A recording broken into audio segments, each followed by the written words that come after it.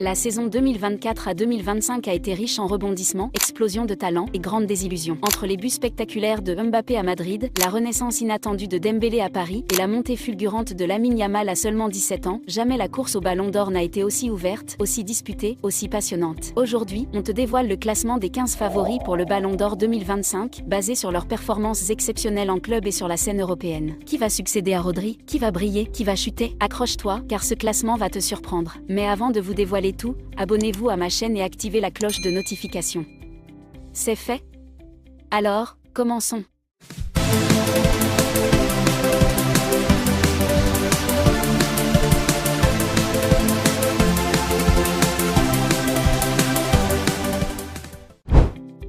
Numéro 15. Vinicius Junior. Classé 15e au Ballon d'Or 2025, Vinicius Junior continue de faire parler de lui avec son talent explosif et sa détermination sans faille. Auteur de 22 buts et 19 passes décisives avec le Real Madrid en 2024 à 2025, il a ajouté à son palmarès la Supercoupe de l'UEFA et la Coupe intercontinentale. Après sa surprenante deuxième place au Ballon d'Or 2024, le Brésilien avait promis une tournée de revanche, convaincu qu'il méritait le trophée, remporté par Rodri.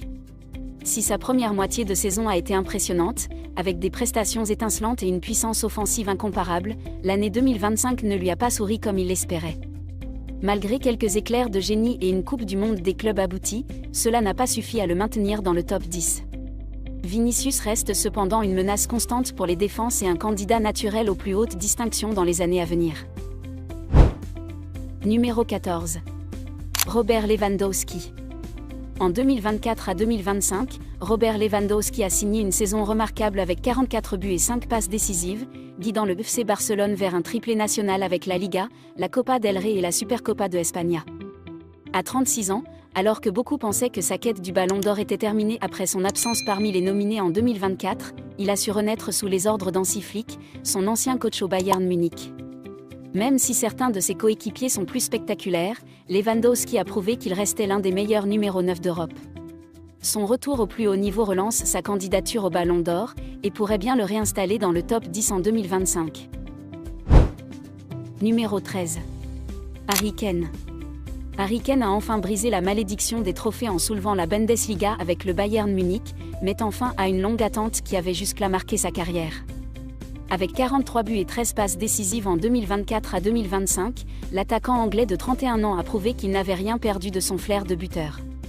Au-delà de ses statistiques impressionnantes, Kane a démontré une grande maturité dans son jeu, combinant efficacité et intelligence tactique. Toutefois, malgré cette belle saison et son premier titre, sa campagne a été ternie par l'élimination en quart de finale de la Ligue des Champions face à l'Inter. Dans une ère où le Ballon d'Or récompense davantage la polyvalence et les performances décisives dans les grands rendez-vous, Kane reste en dehors du top 10, mais sa saison demeure l'une des plus abouties de sa carrière. Numéro 12. Gianluigi Donnarumma.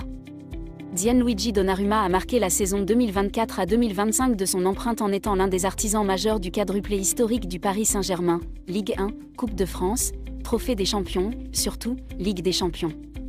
Avec 12 clean sheets à son actif, le portier italien a brillé au moment où cela comptait le plus. Son match héroïque à Anfield en huitième de finale, où il a stoppé plusieurs tirs au but, a lancé une campagne européenne spectaculaire. Il a enchaîné avec des arrêts décisifs face à Aston Villa, lors d'un match retour sous haute tension, puis contre Arsenal en demi-finale, démontrant une sérénité et une réactivité impressionnantes. Donnarumma a prouvé qu'un gardien pouvait être un véritable homme de grand rendez-vous. Même si le Ballon d'Or échappe encore une fois à un portier, son influence dans les succès du PSG justifie amplement sa place parmi les 15 meilleurs joueurs de l'année. Numéro 11. Achraf Hakimi. Achraf Hakimi a une nouvelle fois prouvé en 2024 à 2025 qu'il est l'un des meilleurs arrière-droits du monde, si ce n'est le meilleur. Pilier du Paris Saint-Germain, il a été un acteur clé dans la conquête du quadruplé historique du club, Ligue 1, Coupe de France, Trophée des Champions et Ligue des Champions. Avec 9 buts, 15 passes décisives et 19 clean sheets, le latéral marocain a combiné rigueur défensive et influence offensive tout au long de la saison. Sa capacité à être décisif dans les grands matchs, notamment en marquant lors des quarts et des demi-finales de la C1, a été déterminante. Régulier au plus haut niveau depuis plusieurs années, Hakimi continue de progresser et de faire parler sa polyvalence. Son nom mérite amplement de figurer dans la course au Ballon d'Or, car il représente aujourd'hui un modèle de constance, d'efficacité et de leadership à son poste. Numéro 10. Pedri. Pedri a enfin connu une saison complète sans blessure, et cela s'est vu. Sous la direction d'Hansi Flick, le jeune maestro du FC Barcelone a retrouvé tout l'éclat de ses débuts, redevenant le moteur du jeu catalan et l'un des milieux de terrain les plus élégants d'Europe.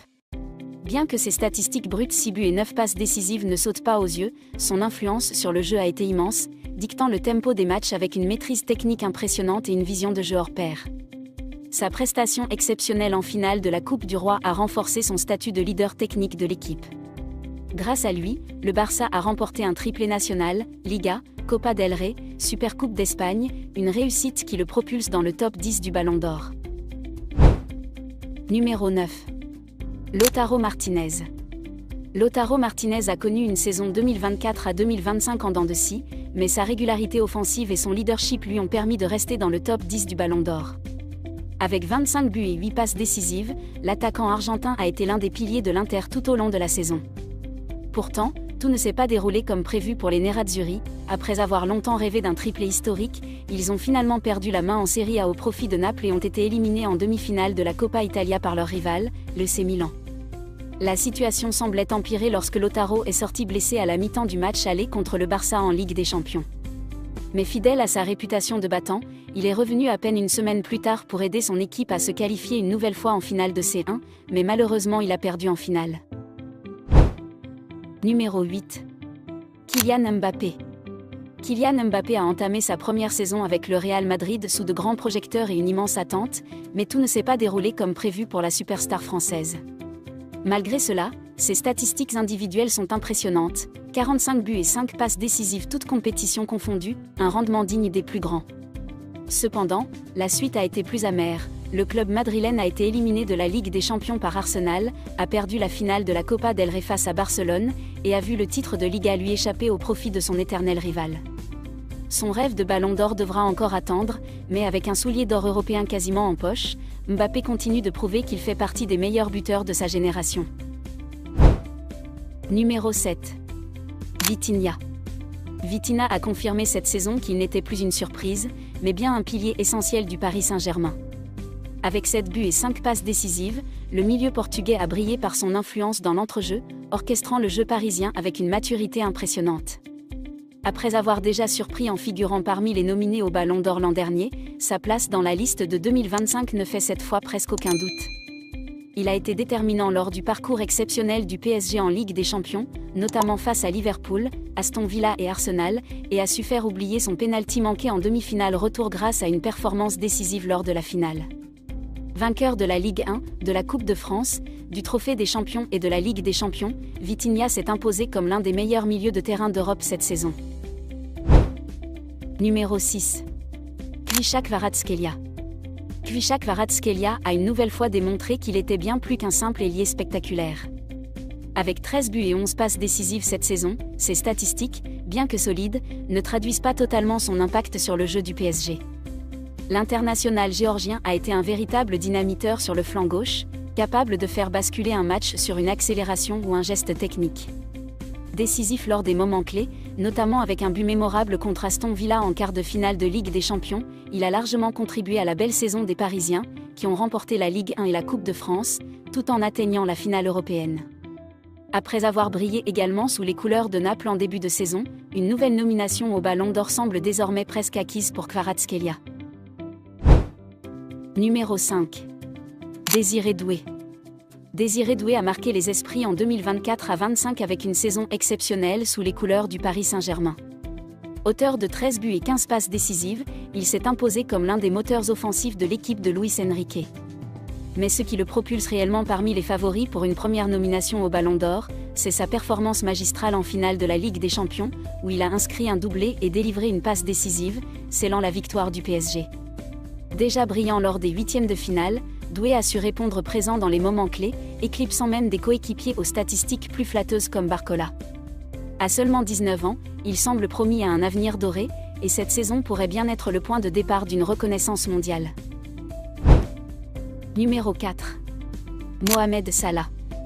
En 4e position de notre classement pour le Ballon d'Or 2025, on retrouve Mohamed Salah, auteur d'une saison exceptionnelle avec 36 buts et 24 passes décisives, couronné par un titre de Premier League brillamment acquis avec Liverpool. Sous la houlette du nouvel entraîneur Arne Slot, le roi d'Égypte a retrouvé toute sa splendeur, portant les Reds vers le sommet du football anglais.